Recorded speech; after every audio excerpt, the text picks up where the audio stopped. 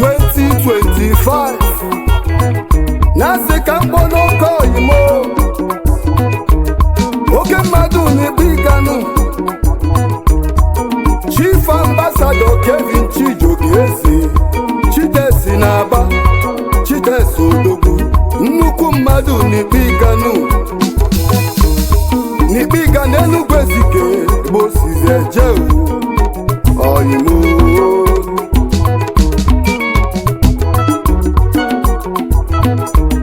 ka mụ kpọlụ Chitesi na fonu Chitesi na-ebe alili odogwu na-eti mkpunu shai ọnwụ ememifenu nwanne jeje mba n'agbakonu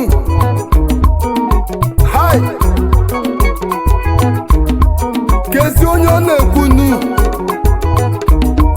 Chief Solomon Ejimofor Iyida ome-udo n'Umuodori nnukwu mmanwụ nọ n'agbakonu ije n'ụwa n'obuka ome-udo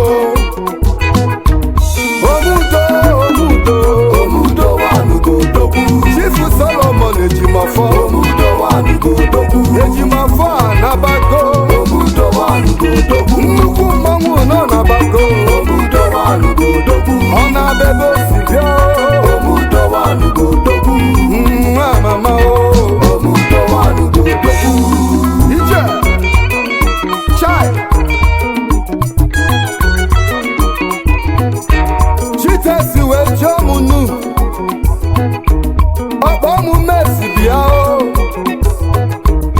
kedu ife m ga-emelụ nna m kwunu ọ sị m na m ga-etili ya ekwunu to keep remembrance of the great Ejimofor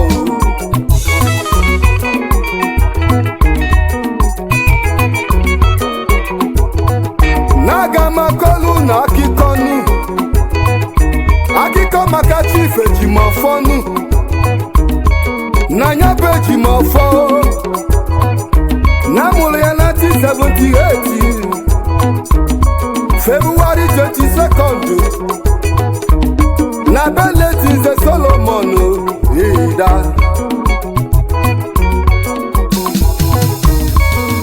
n'Umose Umuodori Ikpuiga n'Enugu Ezike ka o si bịa n'ọgụlụ primary school na community primary school n'Ikpuiga o si na nwata gbaba mbọ maka na ọ bata sukulu na ọ na-egbunu nkwunu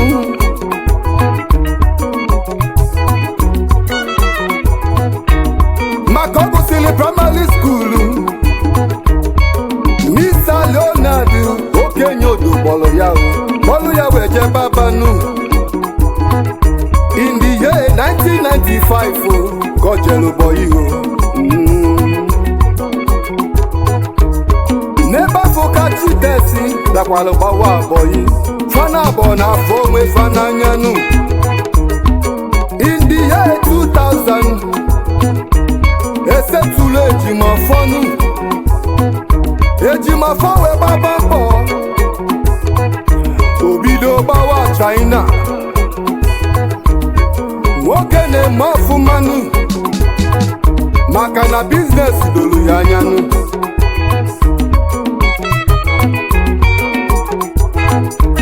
mana olulu ofu mbọsị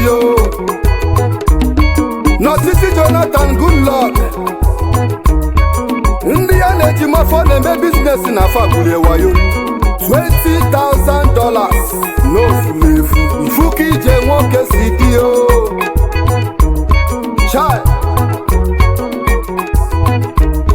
Chitesi wee kwadobe China o jekwula Ejimofor ọ sị ya nwanne m nyelu makanu maka ife melụ ya nwanne m ka ọ yara ime m experience is the best teacher eluo na 2016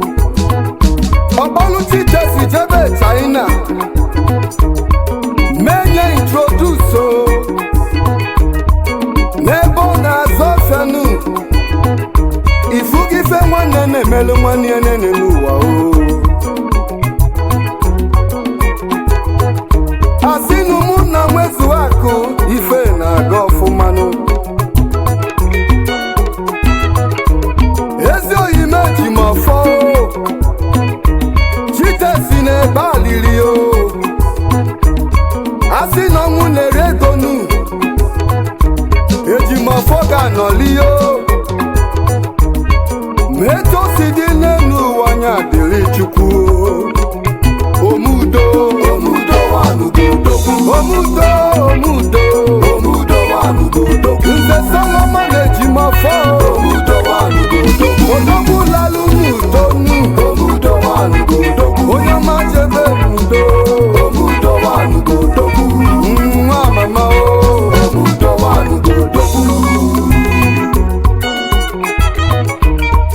Chief Nze Solomon Ejimofor Ifeobi melụ n'ikpigodo dị n'oju eju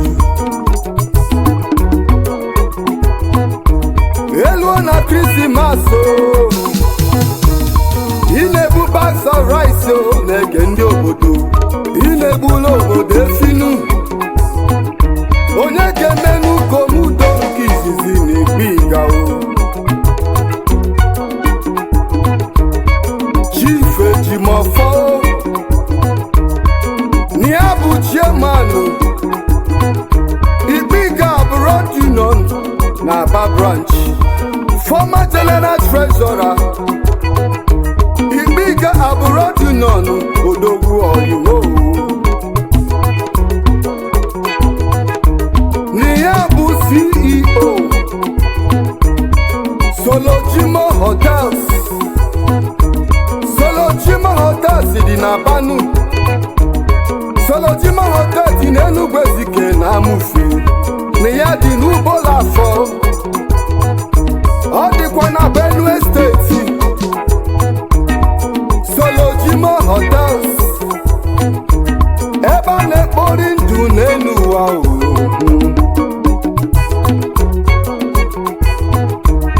Chief Solomon Ejimofor na ya so n'igwe kabineti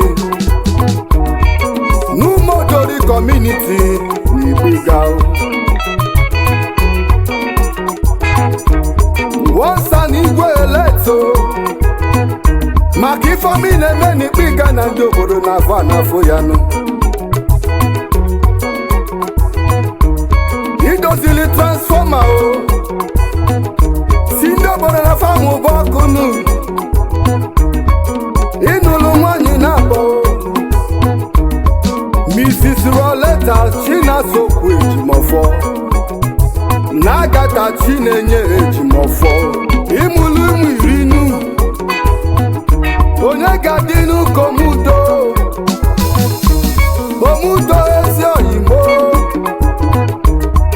n'ebe ọ masịrị Chineke na-asị m ya dịba o Ome-udo Ome-udo wanugudogwu Ome-udo Ome-udo Ome-udo wanugudogwu nnukwu mmadụ anabago Ome-udo wanugudogwu nnukwu mmanwụ nọ nabago Ome-udo wanugudogwu ndị o metụtara fatido Ome-udo wanugudogwu maka n'elu ụwa bịara Ome-udo wanugudogwu elu ụwa nọ bụ n'olilinu Ome-udo wanugudogwu onye bịara n'ụwa ga n'elu Ome-udo wanugudogwu Ome-udo Ome-udo wanugudogwu Ome-udo Ome-udo Ome-udo wanugudogwu Chai Ibudu Ibudu Ije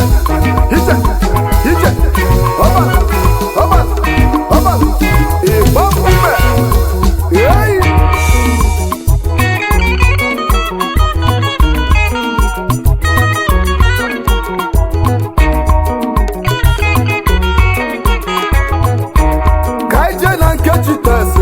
Chitesi na-agba nnukwu mmadụ n'ịga dịnụ onye ọma bịara ụwa bịali o asị m na ogologo ndụ na-arụsi ike ka anyị na-arịọ Chukwu Ambassador Eze Kevin Chijioke Chike gị bụ CEO Joke Global Company Nigeria Tapolilukunu na Tozinu National Financial Secretary Ikpuiga Abroad Union Local Organizing Chairman of Ikpuiga National Day celebration, launching of electricity. Na nkonye na-eme n'ụwa na nya ka eji mara ya. Chitesi na-aba o. First Financial Secretary Ọkparigbo Youth Association, current President Concern Igbeze North Youth o. Sini onye ọma Chitesi na-aba o. Chitesi na-aba o. Onye nwere ife o. Chitesi na-aba o. Oyimo yeah. Ibudu ije ọba ịgba mkpume hey.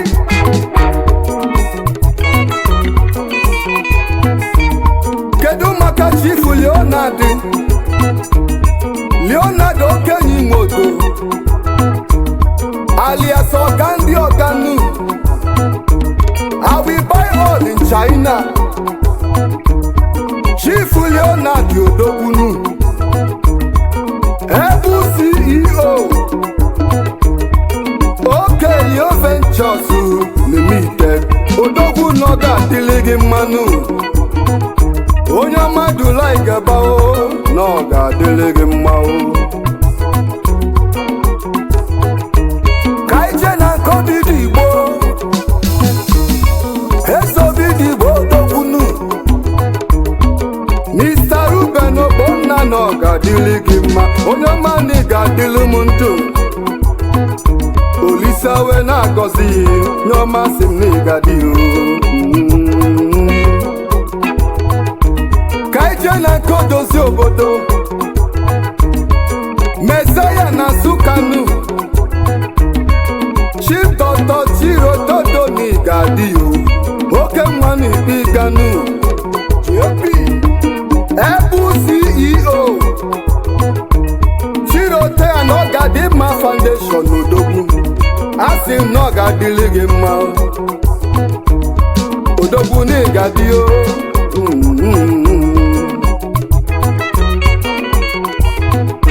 Ekene Timotesi na-aba o. Mr. Timothy Ọnọyịma na ọ ga-adịlị gị mma. Onye ọma bịala ụwa do.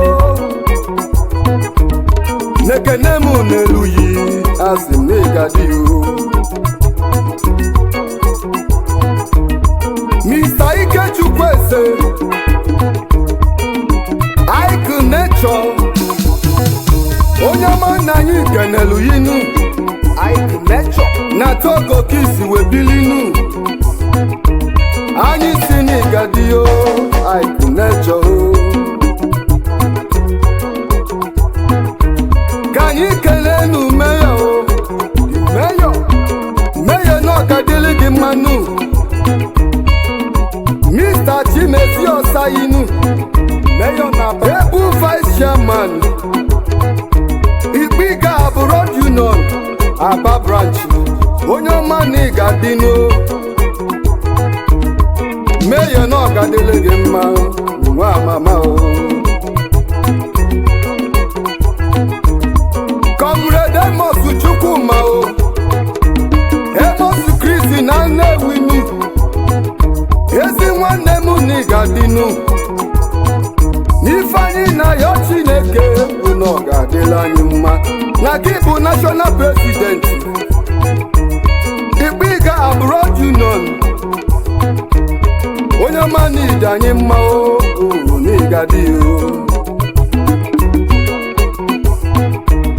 Kedu maka SMO Samuel Okwudilodo, Okwi Travels and Logistics, Cotonou Kisi Bilinu. Onye ọma na anyị ekele o. Odogwu na ọ ga-adịlị gị mma. Anyị si na ị ga-adị o.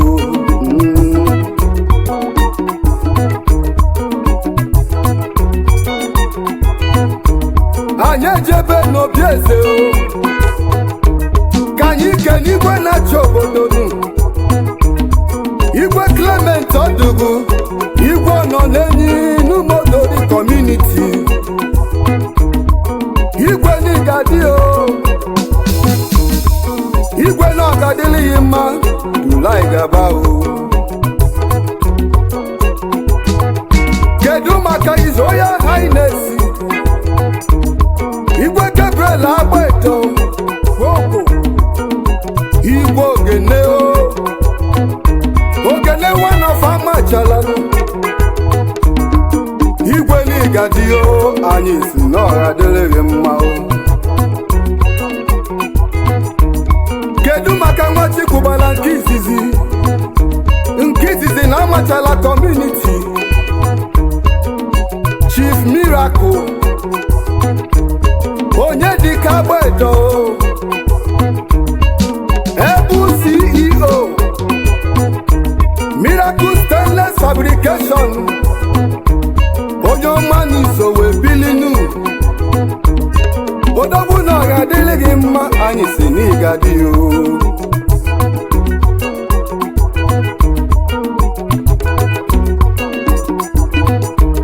kedu maka onye ma Ijeọma mba ama onye ukwunu n'ụmụaga maka Isejenu Ebu CEO mba Villa Hotel and Suites na Aba onye ọma na Ọgadịlịghị mma odogwu n'iso wee bilinu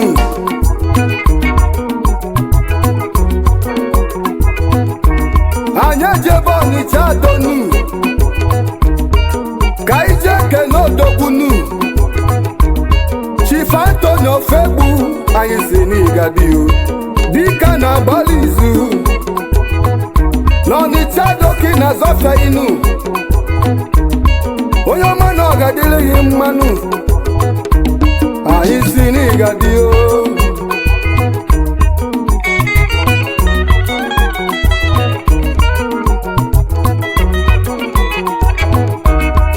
Ijenuwa baya o Ijenuwa bolilinu onye zulu nke ya na onye zulu nke ya na o ụwa baya onye zulu nke ya na onye